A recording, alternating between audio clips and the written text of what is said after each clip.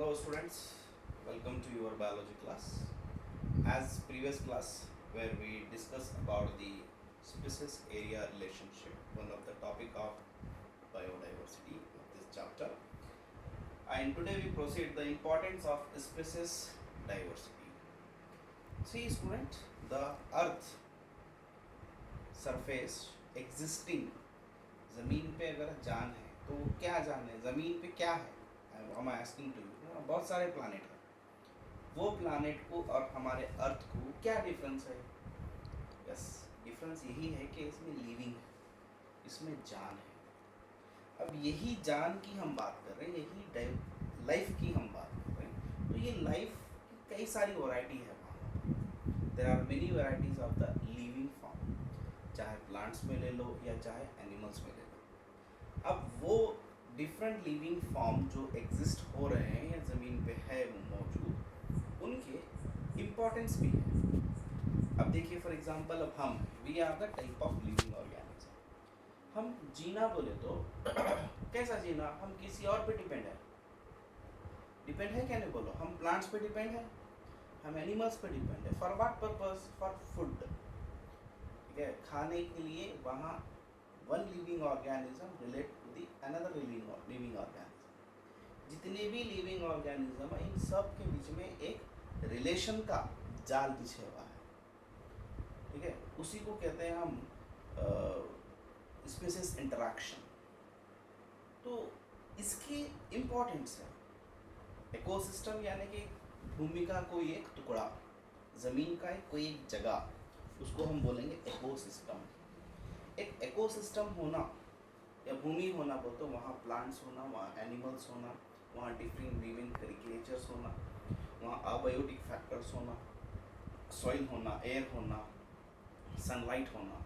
इसी तरह उन सब के बीच में मेलझोल बन जाता है, जिसको बहुत ज़रूरी होता है एक हेल्दी और गुड एनवायरनमेंट के लिए। तो इसी से जुड़ा हमारा टॉपिक है importance of the species diversity. वहाँ बहुत सारे स्पीसीज हैं। फॉर एग्जांपल अर्थवर्म है, फ्रॉग है, फिश है, स्नेक है, बर्ड है, मैमल है, कॉट है, कैट है, बैट है, नंबर ऑफ द स्पीसीज। इन सब का अपना अपना योगदान है इस ज़मीन को ज़िंदा रखने में या ज़मीन पे लाइफ रहने में।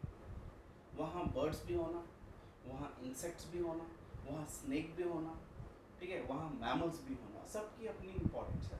तो इसी को जुड़ाकर इसी को समझाने के लिए डेविड तिलमन का ये बोलना है। David तिलमन what he said means a plot, अगर कोई जगह है, प्लॉट विथ मोर स्पीसीज एक कोई जगह है, फॉर एग्जांपल आपके गांव का खेती ले लो, आपके गांव के खेत के अंदर बहुत सारे स्पीसीज है, जंगल है, बहुत नमूने के प्लांट्स है, shows less year to year variation in total biomass। अब देखिए, अभी हमारा जो रीजन है कर्नाटका, स्पेशली बिदर, ये स्क्रब फॉरेस्ट में आता है। स्क्रब फॉरेस्ट यानी कि धूप काल में सूख जाता है, फिर रेनी में फिर से ग्रीनरी हो जाता है। और now days you can see the greenery, अभी कुछ अप्रैल में देखो सूख जाता है। अब कोई और वेस्टर्न घाट देखो, ईस्टर्न घाट देखो, वहाँ एवरग्रीन फॉरेस्ट है, वो हमेशा एवरग्रीन होता है। तो उस जगह पर स्पीसीज रिचनेस बहुत ज़्यादा होता है, जिसकी वजह से ईयर टू ईयर जो वेरिएशन होता है बायोमास में, वो थोड़ा कम होता है।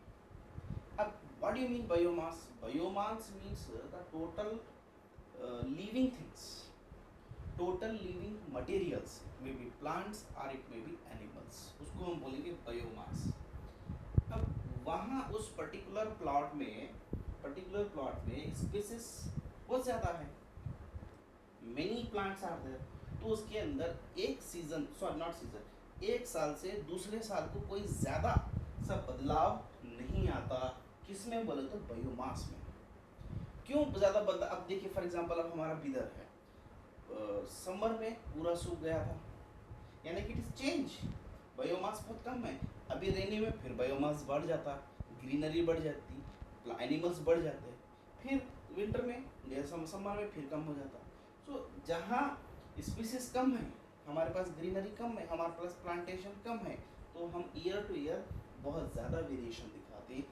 जहाँ पर स्पेसिस ज़्यादा होता है जिस जगह पर, उस जगह पर स्पेसिस टू उस जगह पर ईयर टू ईयर थोड़ा सा वेरिएशन कम होता है। This is by this Tillman, David Tillman का बोलना है। कोई एक जगह अगर अच्छी हर साल एक साल से दूसरे साल वो अच्छी हेल्दी होना चाहिए बोले तो वो उस जगह पर स्पीसीज डाइवर्सिटी ज़्यादा होना चाहिए। एंड वही क्या कहता है, increase diversity contribute higher productivity, it is essential for ecosystem health survive of the human race. Yes, देखो what he said, increase diversity contribute higher productivity. Productivity का जब भी नाम आता है, all living things are depend on productivity. With productivity energy productivity. अब वहाँ energy तो बहुत टाइप की है, सोलार एनर्जी है, विंड एनर्जी है, लाइट एनर्जी है, फ्यूल एनर्जी है। हम किस एनर्जी की बात कर रहे हैं? हम बायोटिक एनर्जी जो हमारे बॉडी के अंदर होती है। अब हम लिविंग बीइंग, हमारे में अंदर एनर्जी है। कहाँ से आई एनर्जी? क्या हम पेट्रोल पिए? क्या हमारे अंदर बैटरी है जो चार्ज हो गई और हम चलने लगे? हमारे को बायोटिक एनर्जी चाहिए, फूड वाली एनर्जी चाहिए। उस एनर्जी के बनने को ही कहते हैं प्रोडक्टिविटी। और आप ही बोलो एनर्जी को कौन बनाता है यहाँ पे? Who is the who is the producer और who is the productivity? Only by the plants. So what he said, जहाँ डाइवर्सिटी ज़्यादा है, प्लांट एनिमल की नमूने ज़्यादा है, they contribute the higher productivity, जो कि एक ज़रूरत है, essential for the ecosystem health. ज़मीन के किसी हिस्से को, किसी टुकड़े को, ಯಾವುದೋ ಒಂದು ಪಾರ್ಟಿಗೆ ಭೂಮಿಯಿಂದ ಹೆಲ್ದಿ ಇರಲಿಕ್ಕೆ the productivity is very necessary and ultimately survive of the human race। हम जिंदा रहना बोले तो हमको खाना होना, पानी होना, हमको एक अच्छा एनवायरनमेंट चाहिए। वो सब हमको मिलेगा एक डाइवर्सिटी से, बायोडाइवर्सिटी। एक छोटा सा पिक्चर है यहाँ पे, आप देख सकते हैं। देखिए कितना अच्छा ग्रीनरी है, कई नमूने के प्लांट्स, कई नमूने के एनिमल्स, सब कुछ है। तो वहाँ पर एक गुड प्रोडक्टिविटी है and it is a place where human can survive very well. Next, okay, इसी को जुड़ा हुआ इम्पोर्टेंस ऑफ स्पीसीज डाइवर्सिटी को जुड़ा हुआ एक स्टेटमेंट आया by Paul Ehrlich. What he said, according to this person, इसका एक्सप्लेनेशन कुछ और है। इन्हों क्या बोलता बोले तो रिविट पॉपर हाइपोथेसिस है। इसका एक्सप्लेनेशन कैसा है? Rivet popper hypothesis. तो आपको ये दो लाइन लिखना है, rivet popper hypothesis. Next slide. हाँ, पॉल एनरिच के मुताबिक ही सेड दिस हाइपोथेसिस, जिसका नाम है rivet popper hypothesis, according to this the Paul make plane as a ecosystem. Paul क्या किया? हमारी धरती को एक प्लेन से जोड़ दिया। बच्चों थोड़ा सा ध्यान से सुनेगा, बहुत इंटरेस्टिंग टॉपिक है ये आज की। ये 3 मार्क्स के लिए पूछता है, रिविट पॉपर हाइपोथेसिस। तो rivet popper hypothesis given by Paul, वो क्या बोल रहा है? भूमि को प्लेन से जोड़ दिया।